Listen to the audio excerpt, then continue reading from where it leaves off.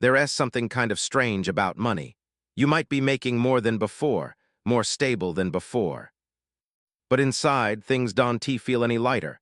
You still hesitate before spending. You still feel a slight tension when your balance goes down. And sometimes you can quite tell if you actually short on money, or just short on a sense of security. I've noticed something. A lot of people don't actually have a money problem. They have a money perception problem. Most people don't realize this. Your financial feeling doesn't come directly from the number in your account. It comes from how you react to that number. A very everyday example. There are days you open your banking app. See that your balance is fine, but you still don't feel like spending anything, not because you're lacking, but because you don't feel certain. It's a hard feeling to describe, not fear of running out of money, but fear of losing control. And the interesting part is, that feeling doesn't go away when you earn more. It just changes shape. Main idea 1, you're not really controlling money, you're trying to control how you feel. I've realized something that almost nobody says out loud. A lot of money-related behaviors aren't actually about optimizing finances. They're about stabilizing emotions. For example, there are times when you clearly know a certain expense makes sense. You've thought it through, you've considered it, you can afford it, but you still hesitate not because of logic, but because something inside doesn't feel settled. On the flip side, there are also times when you spend very quickly, almost instantly, not because it's necessary, but because you want to release a certain feeling. Maybe you're tired. Maybe you're bored. Maybe you just want to treat yourself a little. Most people think they're making financial decisions. But in reality, they're making emotional decisions using money. What's interesting is, the more tightly you try to control money, the easier it is to fall into stress, because at that point every spending decision stops being simple. It turns into a test. Am I doing the right thing? Am I messing something up? And that's what turns money into a constant source of pressure. Even when you're not lacking, the takeaway is, you're not tired because you don't have enough money. You're tired because you're constantly monitoring how you feel when you use it. Main idea 2. The more you chase perfect safety, the more you'll never feel like it's enough. I've noticed something pretty paradoxical. A lot of people set financial goals, not to live more comfortably, but to feel safer. That sounds reasonable, but here's the interesting part. Safety and money isn't a destination, it's a feeling, and feelings shift easily. A simple example. You once thought, as long as I have a solid emergency fund, I'll feel at ease. Then you reach that number. Not long after, you start thinking, maybe I need a little more, not because anything went wrong, but because your mind starts creating new scenarios. What if something unexpected happens? What if expenses go up? What if I quit my job? Most people don't realize, the more you have, the more things you can worry about. And just like that, the safe enough line keeps moving further away, not because you're greedy, but because your brain is trying to protect you. It wants certainty, it wants zero risk, but in reality, no financial system is completely risk-free. So if you keep waiting until you feel safe enough, you might be waiting for a very long time. Maybe even forever. What's interesting is, people with strong financial foundations aren't the ones who eliminate risk. They're the ones who accept that some level of risk will always exist and can still live normally with it. The takeaway is, you don't lack money to feel safe. You lack a clear boundary for what enough means. Main idea 3. You don't spend based on need, you spend based on your energy state. I've noticed something very subtle. The same person with the same income in the same situation can spend completely differently just because their internal state changes. Not logic, energy. For example, there are days when you feel clear-headed, focused, you look at something and instantly know, I don't need this. No inner conflict, no regret. But then, on another day, after a long work session, or after something drains you, you open your phone, scroll a bit, and then buy something not because you need it, but because you don't want to think anymore. Most people don't realize spending money is sometimes a way to quiet the noise in your head. When your energy is low, your brain prefers easy decisions, fast. Low effort, immediately rewarding, and money becomes the tool for that. What's interesting is, you don't notice this shift. You still think, I am deciding like normal, but you ray not. You ray deciding from a completely different state. And if that state repeats often enough, small, harmless-looking expenses start stacking into a financial direction you never consciously chose. The takeaway is, you don't spend according to a plan, you spend according to your energy in the moment. Main idea 4. You ray not losing money, you ray using money to avoid discomfort. IV realized something pretty counterintuitive. A lot of spending doesn't come from wanting something, it comes from wanting to avoid a feeling. Not desire, avoidance, and the interesting part is, we rarely notice this because on the outside, it still looks like normal spending, but the internal motive is completely different. A simple example. You ray in a slightly inconvenient situation. Something small needs to be handled, a bit uncomfortable.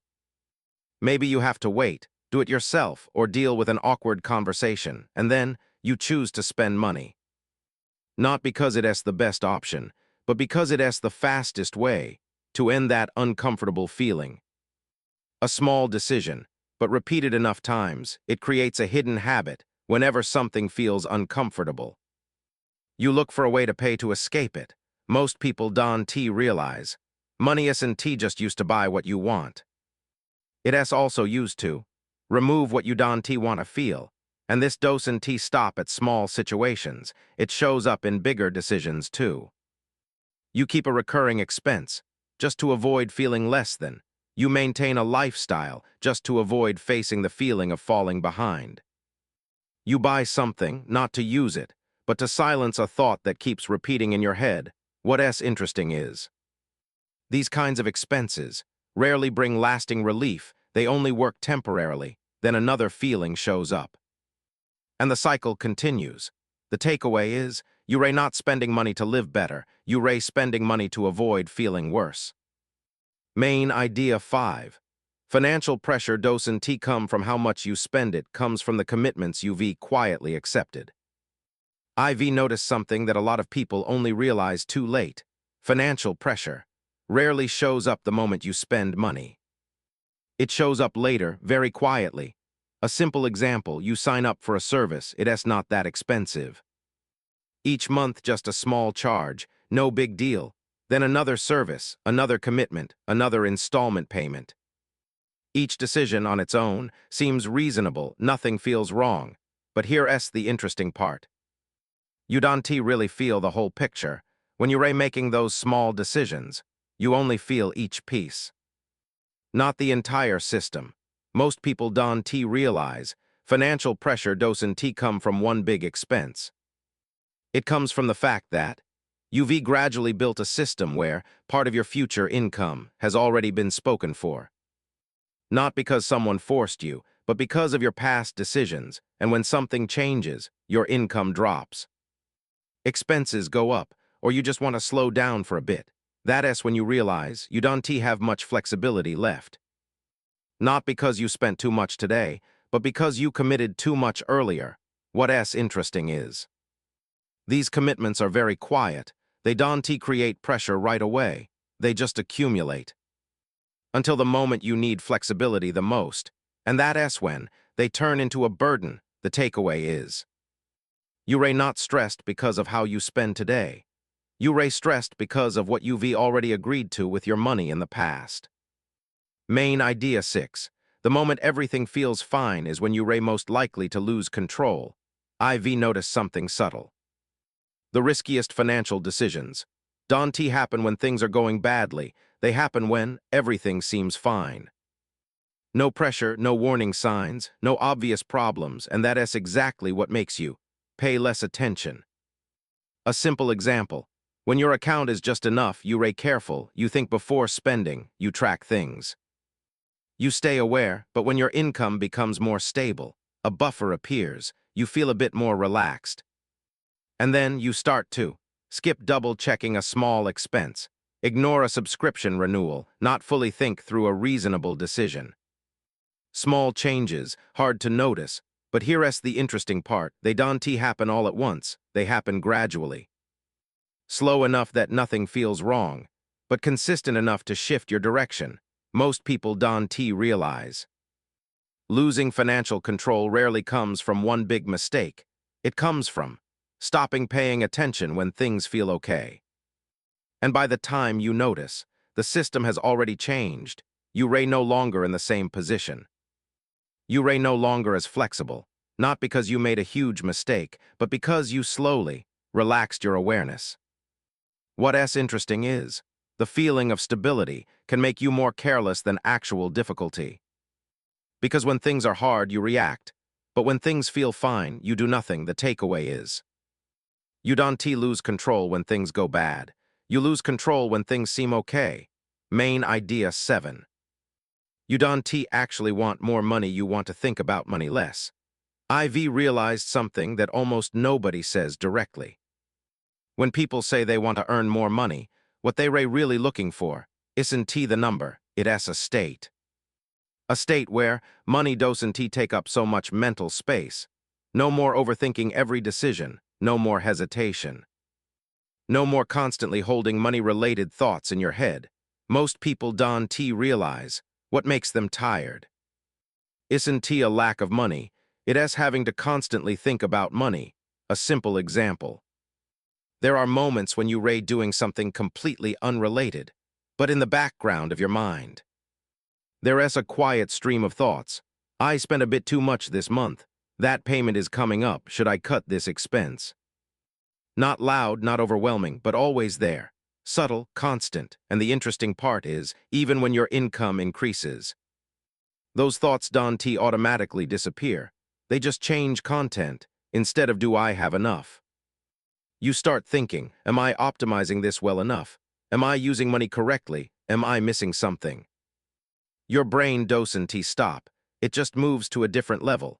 So when you say, I want more money, you might actually be wanting more mental space, less noise in your head, a sense of not being constantly occupied by money, and the interesting part is, that doesn't fully depend on how much you have. It depends on how much space money is taking up in your mind. The takeaway is, you don't need more money to feel better. You need fewer thoughts about money to feel lighter. After observing this for a long time, IV realized something. Money isn't just a number. It's an emotional system you live with every day. You don't just earn money, you react to it, you worry about it. You use it to deal with things that have nothing to do with money. And what's interesting is, when you start to clearly see what's actually going on, not externally, but internally, things become simpler. You don't need tighter control. You don't need to earn faster. You don't need to optimize everything. You just need to realize what you're actually using money for. Beyond just living, and when you see that clearly, your decisions become lighter, less tense, and clearer. Naturally, if any part of this video felt a little too familiar, leave a like not to support the channel, but to remind yourself, I am starting to see things a bit more clearly, and if you want to better understand how money really shapes your thoughts and behavior, you can subscribe. We keep exploring the things that most people go through, but rarely put into words.